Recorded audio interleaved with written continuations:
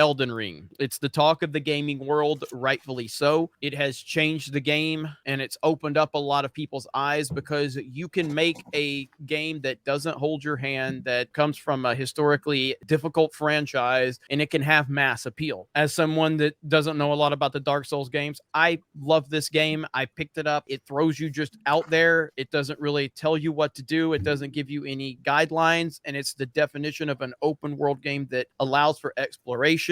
I love the game. I love everything that I've experienced. The graphics are amazing. The environment's amazing. The music's amazing. The difficulty is perfect. It just continues to make you want to play this game over and over again. So I'm going to toss it to our expert on this particular topic, Mark the Cyborg. Let's talk about Elden Ring and the reaction to Elden Ring. So the big thing that happened a couple weeks ago was shortly after the launch of Elden Ring, some developers from Guerrilla Games, who are the studio behind the Horizon games, who just launched Forbidden West a week before Elden Rings, not too dissimilar to them launching Zero Dawn a week before Breath of the Wild. So yeah, whoever's calling the shots at Guerrilla Games apparently just doesn't read the upcoming releases around them, because it's always super high profile open world games that aren't really similar to Horizon at all in a lot of ways, although I guess they did give Aloy a glider in the new one. But Guerrilla Games devs and Ubisoft devs, both current and former, very passive aggressively and very publicly shitting on Elden Ring, which I don't think was a very good idea. And then there was like your typical pity party afterwards of people retweeting the threads being like, see, this is why it's proof that gamers are so toxic, because these people just shared their thoughts and opinions and they're getting absolutely flamed. I guess people aren't allowed to speak. And my whole kind of perspective on it is like, it's not that you're not allowed to speak. It's that if you're a developer, a game developer that has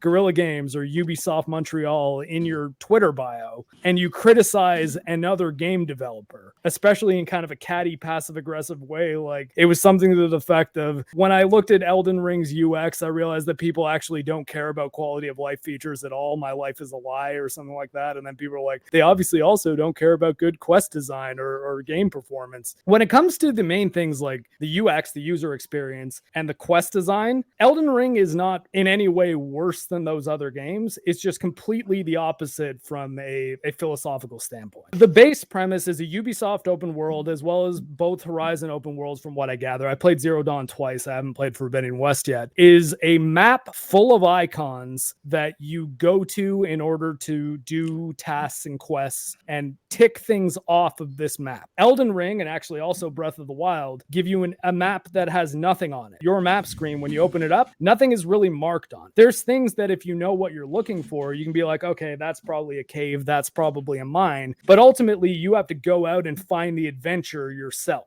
And that from a rule book standpoint, when you're Ubisoft developer or a Sony PlayStation Studios developer thinking, okay, here's an open world game, these are the rules that we need to follow to make this a blockbuster billion seller game.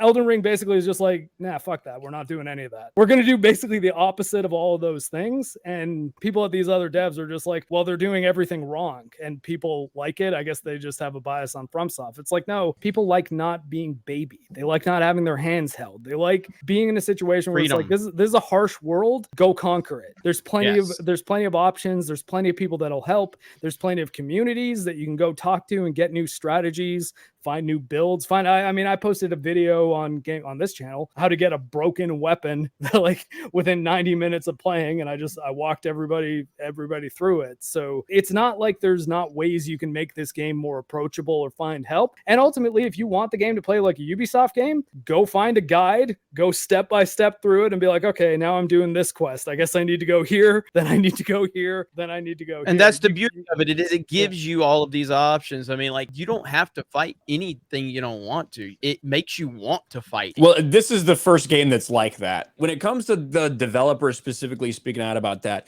it's almost like what they were mad about is that they look, we at Ubisoft, we do all this stuff. Look at all the things that's in your user interface to try to make the experience better. Look at all the time we put into this type of thing. But It seems like the journalists and the people who write out on Metacritic, they just don't care about that. They're just simping for Elden Ring, even though they don't give you guys all these options. It's like, well, that's part of like what the game is about, though, is that kind of bare bones feel. And it's not hand-holding, it's not leading you through. Again, once they started kind of piling on and they didn't get a good response from that, then they just started shitting on the game in general, and then it went really bad for them. And it's not the only, like, we've seen this weird stuff. Like this is the thread that I saw going viral a few days ago, right here, from Evan Lottie, who is, I think, is it PC? Yeah, PC Gamer, editor-in-chief right now. Wow. Elden Ring has lost 50% of its players in just 1 month. Rough launch, not enough content. Silence from the developer and no roadmap or battle pass in sight. Dead game.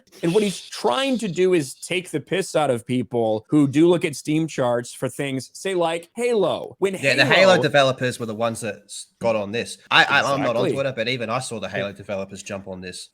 This guy, though, I think this was bait. He is joking, but it's just like, it sounds kind of dickish to be like, okay, he's joking, but it's not funny, because the reason it's not funny is because, one, losing a single player game, losing 50% of its players in the first month is not like, you shouldn't be reporting it like it's bad. When a multiplayer, it's not comparable to a live service game. Correct. It's not compared to a live service game that has lost 97% of its fucking players.